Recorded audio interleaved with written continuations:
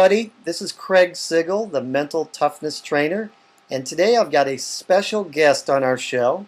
His name is Dr. Alan Fox, who just wrote his fourth book, Tennis: Winning the Mental Match. Dr. Fox has earned a PhD in psychology at UCLA. He's a former NCAA champion. He's a Wimbledon quarterfinalist, a three-time member of the U.S. Davis Cup team. He's coached the Pepperdine tennis team to 2 NCAA finals. He currently consults with tennis players on mental issues and lectures worldwide on sports psychology and how emotional control is one of the big keys. There's an unconscious urge to escape this stress. Well, the way the mind is designed, it's designed slightly different than most people think. Most people think that they recognize they have an intelligent logic system, and then behind it they have an emotional system, and they think the logic system and the intelligence system runs the ship. But actually, that's not correct. The emotional system runs the ship, and the logic system is made to back up the emotional system and to meet the needs of the emotional system. For instance, 2 examples. One, we are emotionally programmed to love our children. And so that's in there, that's an emotion. And then the logical mind says, well, don't let them get near the stove when it's hot. Don't let them run out in the street. Make sure they get a good education. These are all logical thoughts, concepts, but driven by the fact that we are programmed to love our children. We're a social species, and so all social species emotionally are programmed to be concerned with the hierarchy. Who's ahead of who? And so all of us then are driven to get good educations, to have a nice car, because these are all indications of status, how we rank relative to others. We're all concerned with what other people think of us. And so then we get a good education, we work hard in our jobs, we buy nice homes, we do those things that will make other people rank us high. And so, but it's all driven by these emotional urges. So now we get to the tennis court, where the emotional programming was not designed for tennis matches. And so players get out there and they want to win very much. They very much don't enjoy losing, but yet they're under this pressure because they don't know whether they're going to win or lose when they play somebody as good as they are. And they may be under this stress for hours. And so there's an unconscious urge to escape the stress. And that emotional urge will often drive the smart mind to do things that aren't good for it. It makes people quit. For instance, they get behind and they're very likely to lose motivation, to tank, so to speak. And you'd have to say, well, why do they do that? What good does it do them to stop trying before the match is over? Well, it doesn't do them any real good. The good it does them is that once you quit, the stress goes away. Okay, so you've reduced your stress. And see, the emotional system is not interested in whether you win or not.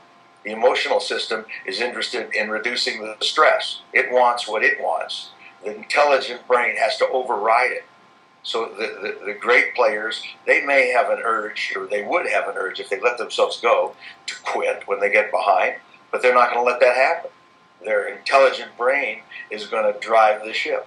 So that's why I say the emotional control, the smart part of the brain has to control the emotional system rather than the other way around, which is the normal way. And because it's not normal, it's rare. That's why the great athletes, the great players, are unusual. That is fascinating.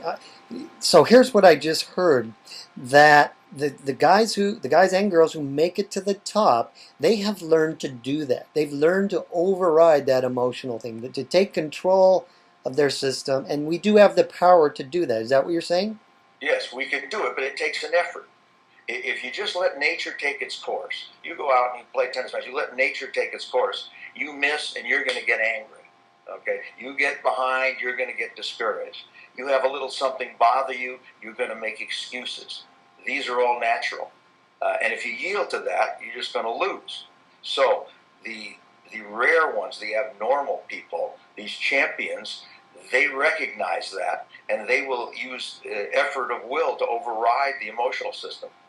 And not only do they override it, but they actually use their intelligent mind to create emotions that help them. And so if you look at this, for instance, at Jimmy Connors when he was playing tennis, he might be losing, and he makes one good shot, and he turns to the crowd and he shakes his fist and he looks up at them, and the crowd feels they're being involved in the match, and they scream and yell for Jimmy. Jimmy, we love you, Jimmy, Jimmy. And he does that not because he cares in the least about the people in the crowd. He cares about one thing, and that one thing is winning the match. And he knows when the crowd screams, it makes him feel good. And when he feels good, he plays better. So he uses his intelligent mind to create emotions. The Roger Federers, they don't need that kind of adrenaline. He's better off when he's cool. So you notice he doesn't react when he misses. The other player makes a great shot. He doesn't generally react at all because he plays better when he's more relaxed. So the great players not only control the negative emotions, but they actually create positive ones that help their game to perform. So did you like that? We've got a lot more mental game tips and strategies for youth athletes. Get on our training series list by entering your email in the sign-up box at teenmentaltoughness.com. And just to get you started, you'll get my guided visualization, Master the Pressure, and an ebook, How to Be a Great Sports Parent. Go to teenmentaltoughness.com now.